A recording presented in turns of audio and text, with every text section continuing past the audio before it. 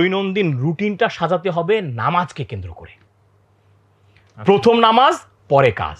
নামাজের ফাঁকে ফাঁকে কাজ, কাজের ফাঁকে ফাঁকে নামাজ না। কিভাবে? ধরেন আমার রুটিন হবে মাগরিব থেকে এশা 1 নাম্বার পার্ট, এশা থেকে তাহাজ্জুদ 2 নাম্বার পার্ট, তাহাজ্জুদ থেকে ফজর 3 নাম্বার পার্ট, ফজর থেকে জোহর 4 নাম্বার পার্ট, জোহর থেকে আসর 5 নাম্বার পার্ট, আসর থেকে মাগরিব 6 নাম্বার পার্ট। এইভাবে যদি আমরা সুন্নত মোতাবেক আমাদের জীবনের রুটিনটাকে সাজাইতে পারি এবং এইখানে আমাদের যে কাজ করণীয় আছে সেগুলো যদি আমরা করতে পারি, তাহলে দেখবেন ইনশাআল্লাহ ইনশাআল্লাহ সাহাবীরা যেভাবে বারাকা পেয়েছেন আমরাও সেভাবে বারাকা পাবো। মাগরিব থেকে এশা পর্যন্ত আমার কি কাজ? 3টা কাজ। 1 নাম্বার কাজ হচ্ছে আমরা এই সময় খাবার খেয়ে নেব, এটা সুন্নত। এখন কিন্তু স্বাস্থ্য বিজ্ঞানের সবাই বলতেছেন যে ঘুমের অন্ততপক্ষে 3-4 ঘন্টা আগে খাবার খেতে হবে। তাইলে আমি যদি ধরেন 9টায় ঘুমাই, আমি যদি 10টায় ঘুমাই, তাহলে ডেফিনেটলি আমাকে মাগরিবের পরে খাবার খেয়ে নিতে হবে। তাইলে 1 নাম্বার কাজ হচ্ছে আমরা খাবার খেয়ে নিলাম, রাতের খাবার। 2 নাম্বার কাজ হচ্ছে আমরা এই সময় পরিবারকে সময় দিব। আমরা কিন্তু পরিবার থেকে অনেক দূরে, সবার কিন্তু অভিযোগ সংসারে শান্তি নাই এই কারণেই যে স্বামী স্ত্রীকে সময় দেয় না, স্ত্রী স্বামীকে সময় দেয় না, তারপরে হচ্ছে ধরেন আপনার বাবা সন্তানকে সময় দেয় না, সন্তান বাবাকে সময় দেয় না। এই সময় আমরা পরিবারকে সময় দিব। তাইলে দেখেন আমার 24 ঘন্টার রুটিনের শুরুতেই আমি প্রথম খাবার খেয়ে এনার্জি নিয়ে নিলাম, এরপরে পরিবারকে সময় দিয়ে এনার্জি নিয়ে নিলাম। এটা এখন সায়েন্টিফিকভাবে প্রমাণিত যে যখন কোনো পুরুষ তার সন্তানদেরকে সময় দেয় তখন তার এনার্জি লেভেল হাই হয়ে যায়। আচ্ছা, তাহলে এটা দেখেন আল্লাহ রাসূলের সুন্নত। এরপরে আমরা এশার নামাজ পড়বো। এশার নামাজের পরে আমাদের প্রধানতম কাজ হচ্ছে ঘুমিয়ে যাওয়া।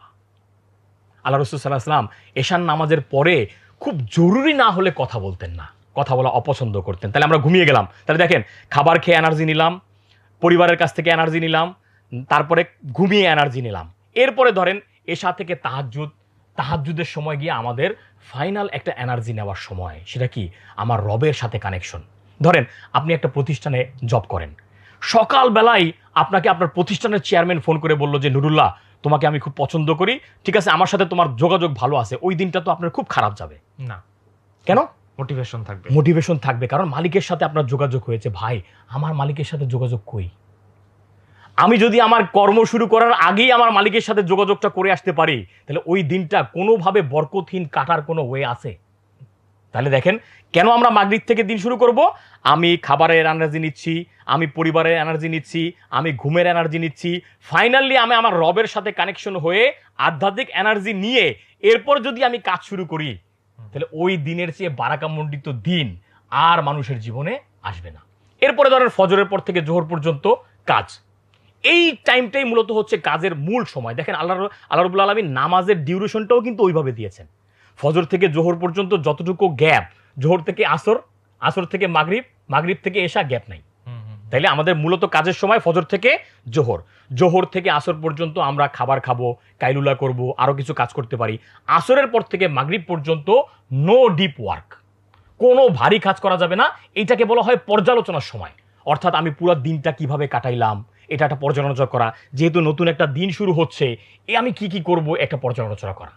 তো এইভাবে যদি ধরেন আমরা 6টা ভাগ করে আমরা যদি রাসূল সাল্লাল্লাহু আলাইহি ওয়াসাল্লামের সুন্নতকে মেনে নামাজ কেন্দ্রিক আমাদের 24 ঘন্টাকে সাজাতে পারি, তাহলে ভাই ইনশাআল্লাহ সময়ে বারাকা পাওয়া যাবে। সময়ে বারাকা হারিয়ে যাওয়ার আরো একটা কথা না বলেই পারছি না, সেটা হচ্ছে দেখেন ফজরের পর যদি আপনি কাজ শুরু করেন, তো আপনি যখন ফজরের পরে কাজ শুরু করবেন 6টা থেকে, আর একটা লোক কাজ শুরু করে যদি 10টা থেকে, তাহলে ওনার সাথে তো অলরেডি 4-5 ঘন্টা একটা ডিফারেন্স হয়ে যাচ্ছে।